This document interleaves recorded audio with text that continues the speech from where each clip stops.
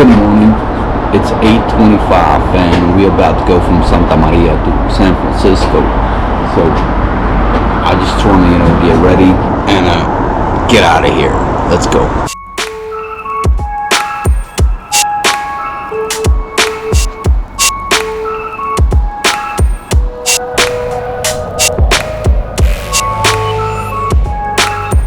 It's not as bad to sleep next to the highway, like you won't hear a single thing about it, and the place is pretty quiet, like no screaming or stuff like in San Francisco.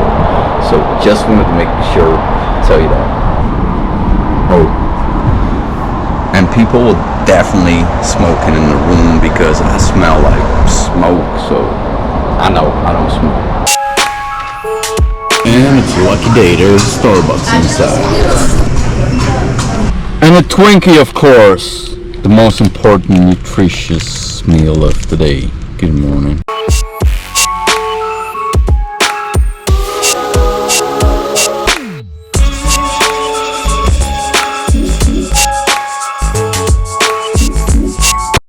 Stop for a minute right now, gotta fuel up and then continue the road.